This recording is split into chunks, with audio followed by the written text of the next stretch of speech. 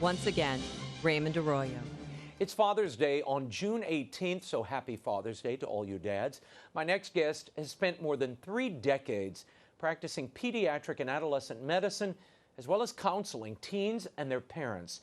She's a regular contributor to LifeZet.com, and her latest book concerns the crucial relationship between fathers and their kids.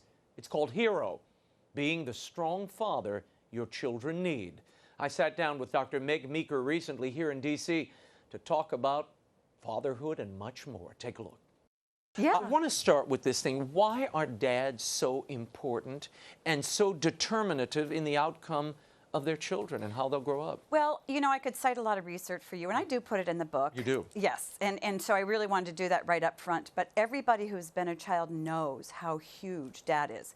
You either have a huge father wound, or you have this adoration for your father. But kids are tied to their fathers really with a gold cord, and from the moment they're born, they have a huge need to have dad protect them, and they want to trust him and give them love.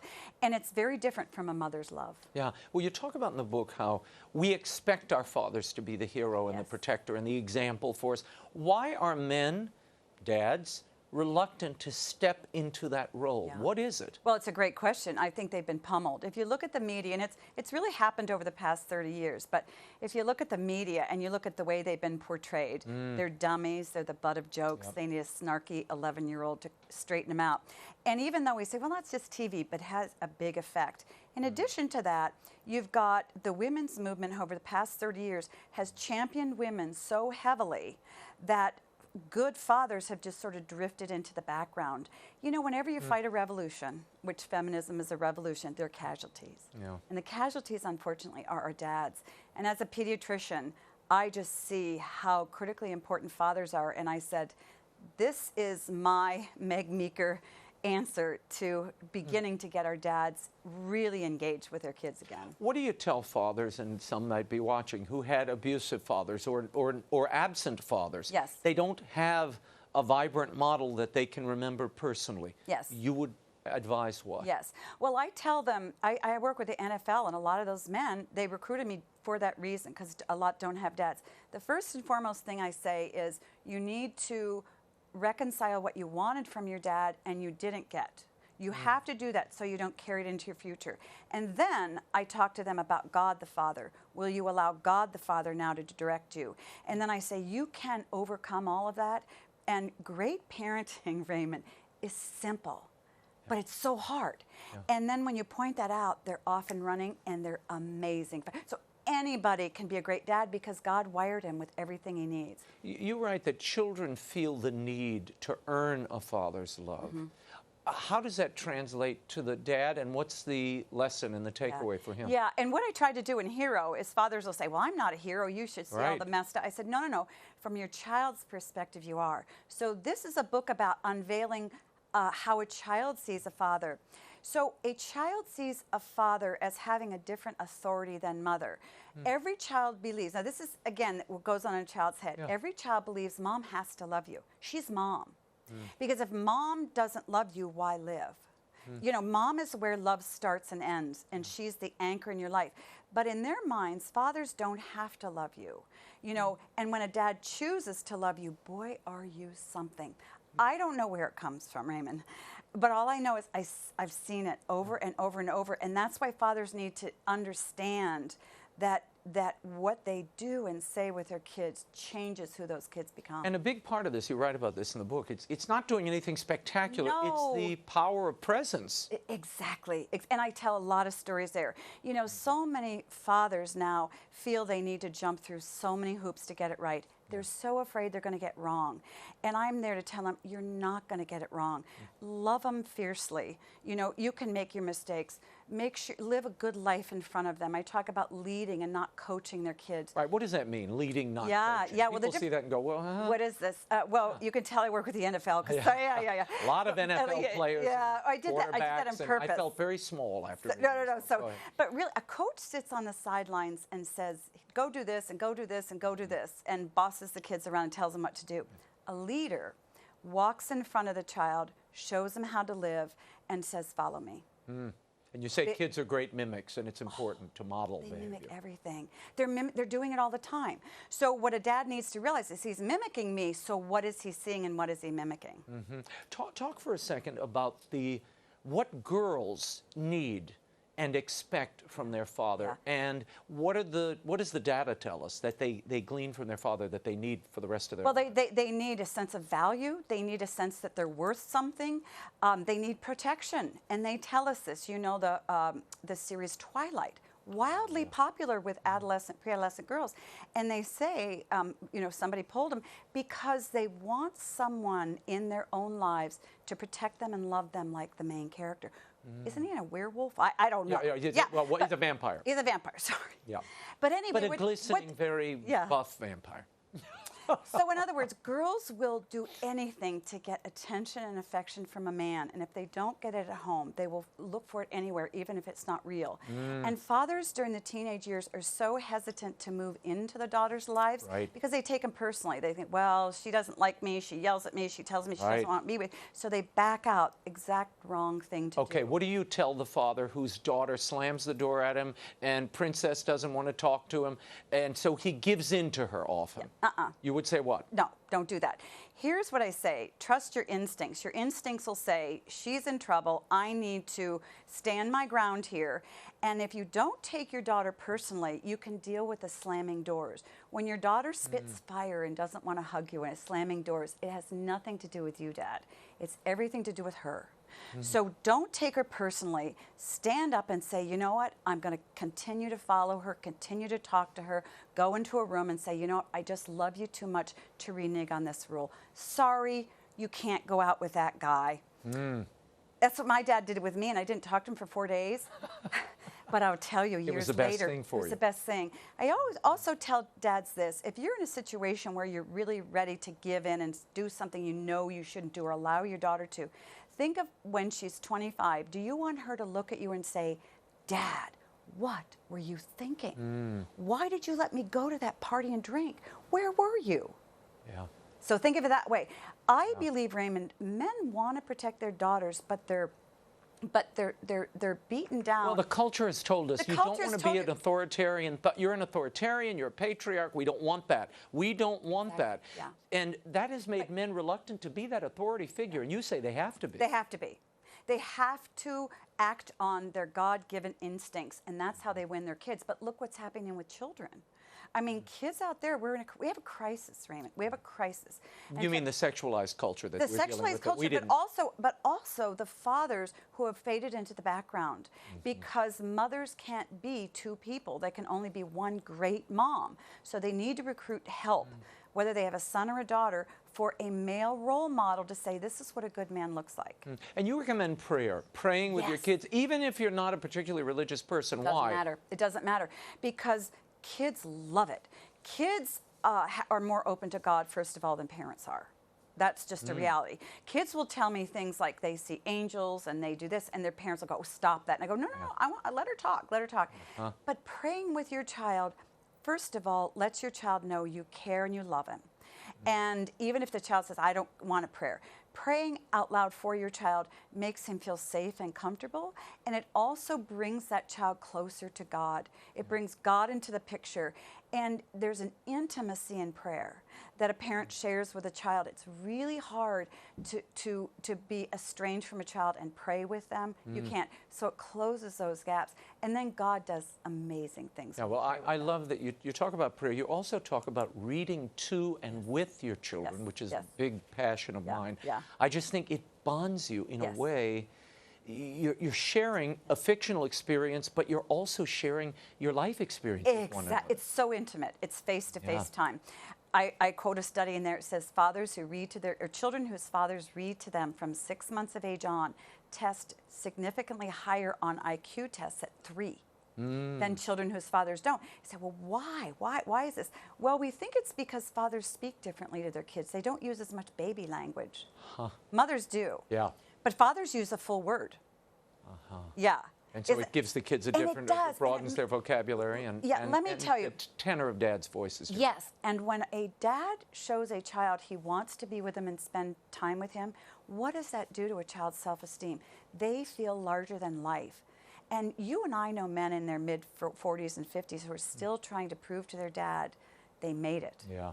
That love and need for attention and admiration and from your father is so primal. It's so strong. It really drives very smart men in the workplace. Why are you involved in this now? Why do people need this message of being that hero your children are looking for? And what made you called to this? Well, I really believe, as I told you off air, I am most proud of this work, and this to me feels most like my most significant book. And the reason I wrote it now is because I've seen over the past 20 years the denigration of fatherhood and the pushing of and the dad shaming that's going on.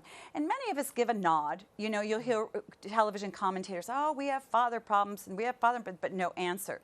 But I've also seen, Raymond, the pain in children's lives who may not have a dad at home, or maybe they have a dad at home, but he has no clue what to do. I've also seen many very smart men who run great businesses or play football, feel very confident in what they're doing in business, but then they walk through the doors of their home and they go, I don't really know what to do. And the truth is they do know what to do, but they won't act on it. Because many of them are married to strong-willed women like me who say, no, no, no, this parenting thing, we've got this. Because we've been trained to believe that over the past 30 years too, that as far as parenting, mom's the top dog. Right. Mom has it all. You know, we can work 60 hours a week and make a lot of money and raise great kids, and that's it. Thank you very much. As a matter of fact, we just need some sperm donors, and we'll be off and on our way. Everything will be fine. Yeah, but see, what I do is I'm a child advocate, so I say what kids can't say. And so I speak for them. And this is a book that's from the voices of children saying, Dad, please, please understand, I need you so. And you deal with so much of the fallout in your I do. practice. Well, I've been doing it I've been doing it a little over 30 years, and I've listened to thousands and thousands of kids. What do you say to parents? We're dealing with, and you write about this in the book, we're dealing with a hypersexualized culture. Yes. I mean, we had a sexualized culture. This is something we never saw. How, as parents, should we deal with this? Are there strategies, limitations on media? What would you recommend? Yes. Well, first of all, you need to have a talk with your kids about what their sexuality means to you, how you believe that their body is precious and how God made it, and what God's rules for sex and sexuality are. And be very clear about it. Parents are so timid. Yeah. And then you need to say, even play a game with them when they're watching TV. Say, spot the lie and spot the truth, and spot the sex and what message are they trying to give you. But to really, kids want boundaries. They want to be told. They want clarity.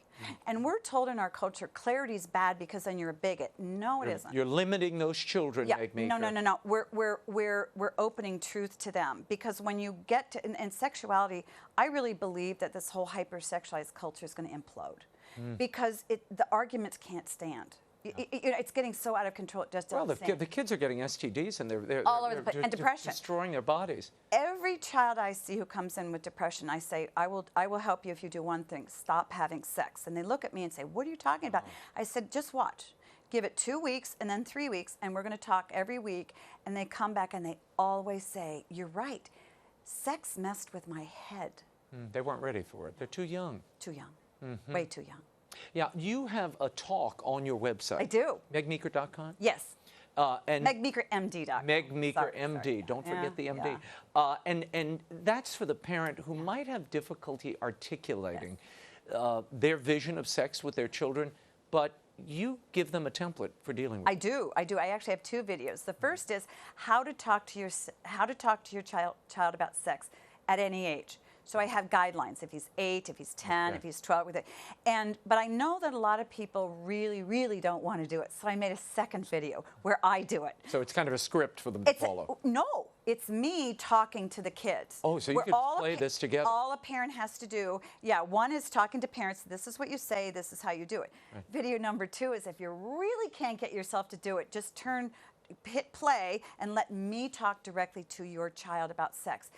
But watch it first, because I want you to teach your kids what you want, and if you don't like anything I say, don't show it to them. Right. But you need to be talking to your kids about sex, and you want somebody like me who thinks they shouldn't be sexually active. I want to talk about a few topics out there in the pop culture. There's a show on Netflix. It's called 13 Reasons Why, and it is about a girl, a teen, who commits suicide, and she leaves tapes behind for the 12 people she blames for her suicide, and they bullied her, basically. She was also sexually assaulted in one of the episodes, which is very bizarre. But is this an accurate portrayal of the causes?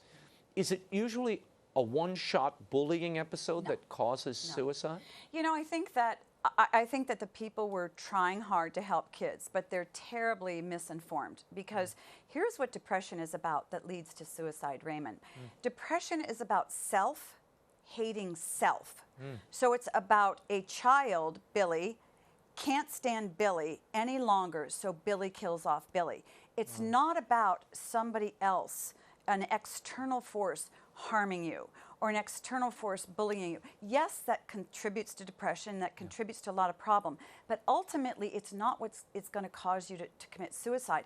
Think of the people in other countries that are dealing with a lot more oppression than we are. They're not committing suicide. Why? Because they have a remnant of self-value that their parents impart to them. And mental illness is never considered here, which is oftentimes a contributor. Very often. Depression's a very, very serious issue. And for me, suicide is a very serious issue and should not be dealt with by a TV show. It should not be handled by Hollywood, because they're not well informed on really what causes depression and what leads kids to suicide. And that can be more harmful, because parents go, oh, let's sit down and watch this together and I'll help you not commit suicide. No, no, no, no. If you really want to help your kids not commit suicide, spend more time with them, play with them, go for walks, let them know that you really want to hear what they have to say.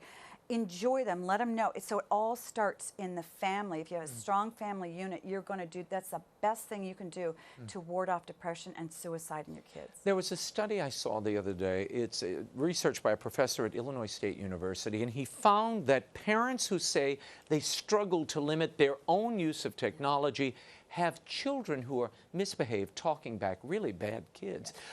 Is there a correlation? Oh, absolutely. Well, have you seen it in the practice? Think about it. If you came home and your wife was running around and just texting and looking and texting and looking, and so for an hour and a half, the first hour and a half you came home, she didn't even acknowledge your presence, how would you feel as an adult? Now imagine how a child feels when mommy or daddy doesn't even acknowledge their presence. And texting and using your phone in front of your kids says, you're really not that important. This is more important. And we don't mean to communicate that, but that's what we do. That's the message. Yeah. And so kids start acting up and acting terrible. Why? To get attention. They get attention. Oh, sad. Isn't that sad? Yeah, it is. Final story. There was I saw this all over the media. A woman actually married herself, and they're calling it sologamy. Yeah. Solo-ogamy. Yes. So they marry themselves. What do you make of this? I mean, we've had polyamorous relationships. Now we've so worn through all of our options. We're just going to stay with ourselves. Aren't you already married to yourself when you're born? Isn't it? Don't you marry someone else to pull yourself out of you? The thing that's remarkable to me is that somebody actually did that for her or him or whoever it was. See, this is what I mean, Raymond. You know, we're going to all of this. You know, the hypersexuality and hypergender and everything is going to implode in on itself because it doesn't make sense anymore. Think about this. Those who are transsexuals, who want to, you know, are very, very vocal, say, I'm a boy, but I really need to be a girl, so I'm going to switch and be a girl. And there are some people out there who really deeply struggle, but the majority of kids out there aren't struggling, they're playing. So you're saying, I'm a boy, a man, I need to be a woman, okay. But then you have somebody coming along who said, you know, gender doesn't really matter, we need to be gender neutral. Well, what does the transsexual say? No, we can't have it both ways. You can't like another sexual identity or gender identity enough to want to go through surgery to have it if gender really doesn't matter. That's how it implodes on itself. No, you can't have gender neutrality and transgender, but it's all strung together and it doesn't work.